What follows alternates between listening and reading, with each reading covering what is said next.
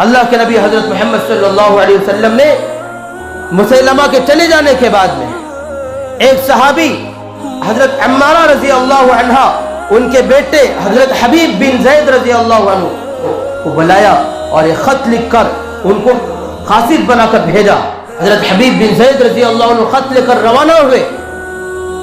جب مسیلمہ کذاب کے دربار میں پہنچے تو مسیلمہ نے حضرت حبیب سے پوچھا کیا تم گواہی دیتے ہو کہ محمد اللہ کے رسول ہیں صلی اللہ علیہ وسلم؟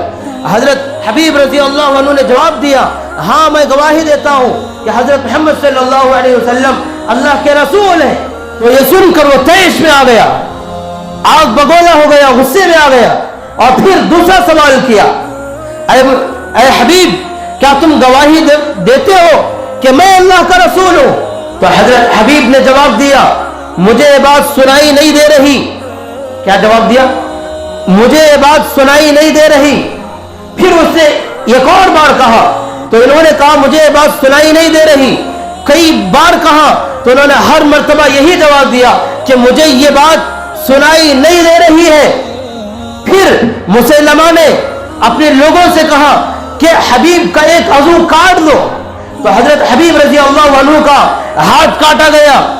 پھر پوچھا کیا تم گواہی دیتے ہو کہ میں اللہ کا نبی ہوں؟ تو انہوں نے کہا مجھے یہ بات سنائی نہیں دے رہی ہے.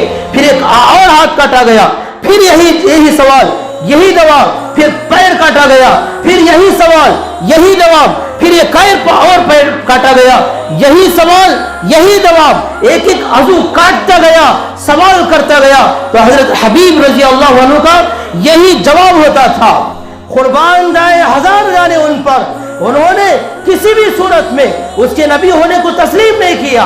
ختم نبوت کے عقیدے کو اپنے سینے سے لگائے رکھا. یہاں تک کہ اس بدبخت نے, اس کذاب نے, اس بدترین شخصیت مسیلمہ نے ان کی جان لے لی, ان کو شہید کر دیا. انہوں نے اپنے شہید ہونے کو گوارا کیا, شہادت کو قبول کر لیا, مگر انہوں نے ثابت قدمی کے ساتھ جمے رہ کر اس کا مقابلہ کیا اور اس عقیدے پر جمے رہے, ختم نبوت کے عقیدے پر جمے رہے. یہ عقیدہ ختم نبوت کا ہوتا ہے.